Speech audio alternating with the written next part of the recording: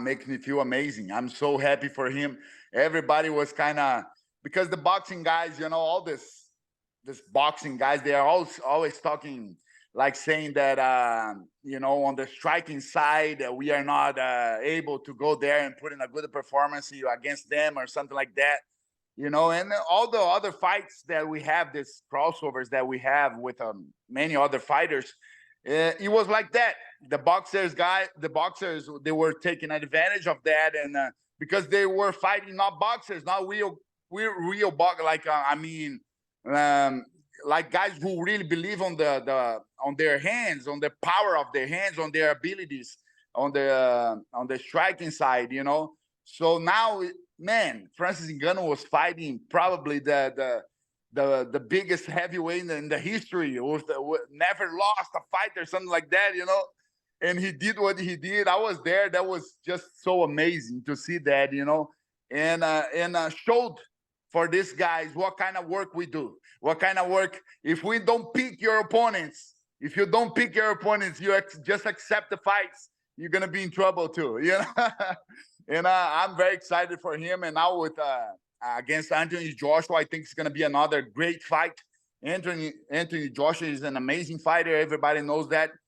But Francis Ngannou is a beast, man. That power, that I can maybe say that that's a power in terms of power. It's more than Mike Tyson was back in the day. Tyson had this also the speed, which makes the power even more stronger. But in terms of only power, Francis Ngannou, I think, is incomparable. The guy is amazing. If people think that Tyson Fury looked past him, there's no way Anthony Joshua is going to look past him this time, right? He's going to take him seriously as an opponent. That's what the message that he sent for all these guys. Now, hey, you better stop talking too much, and you better take care of your training preparation for the fights, because we're gonna be there to kick your butts. I'm a boxing guy. I have boxing as my main thing for my whole career, and I was looking forward to have my boxing debut or something like that. Something good, happening for me as well. But I never, all the top guys, the big guys, they were always kind of denying to fight me in the fights that were like they want to put it, didn't really make sense, because the guys were nobody and the promoters didn't want to promote. So now things are kind of changing, and I'm looking forward to get my debut in the boxing world as well. Maybe me and Francis Ngannou, we can make a partnership to beat these boxers now.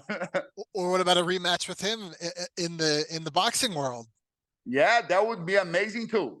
But then, something I think I think actually that would be something very good, not just for me, but for him as well.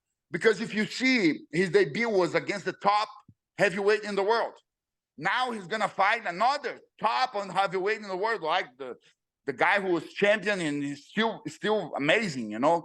So maybe they can give him some not a real like top boxer in terms like that, let's talk that way, and put this fight, me and Francis Ngannou as well. I really enjoy everything what he's doing, especially about his personality.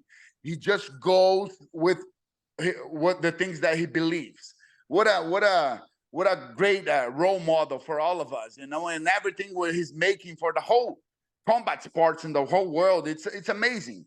And for me to have this rematch, with him on boxing, that would be great. I'm feeling great, actually. My first experience, I was kind of, looking forward to have my first experience on the bare knuckle, and it was great. The way, as I was in the locker room watching the fights before mine, and I already see that the guys weren't really throwing those hard hands all the time, and they were more careful about the punches and not getting hit or something like that. I said, oh, that's very interesting. So then during my fight, I was moving a lot. I wasn't a target for my opponent, and everything worked very well. So my experience with my first one was great. And Verdum, his eye, was at the other end of it. Do you feel bad for your opponent when you see someone taking damage like that? You guys seem to have a good relationship. Yeah. We were kind of rivals before, but now everything's fine. We talked to each other, and everything's good.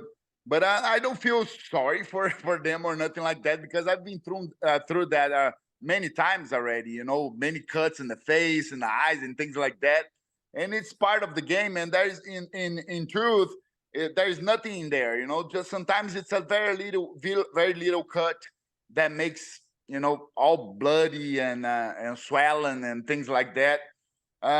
So fight's fight. That's the price you gotta pay when you win a fight on the top level. And but it's not a big deal. It's all fine.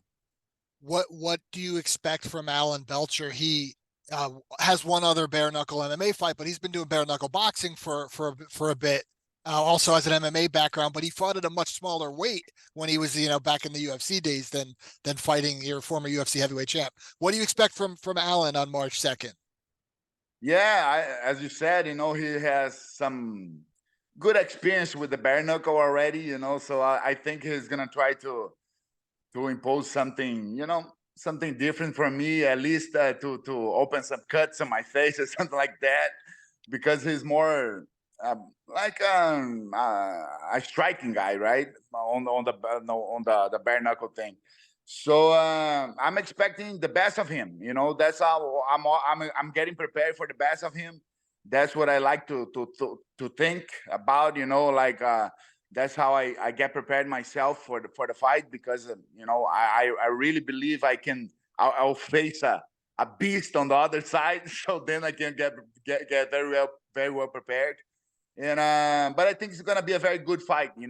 And considering my first experience, I think I'm gonna take the same path to the victory. Looking for that knockout, but with patience, because there, like I said, you don't need to throw hard punches as well.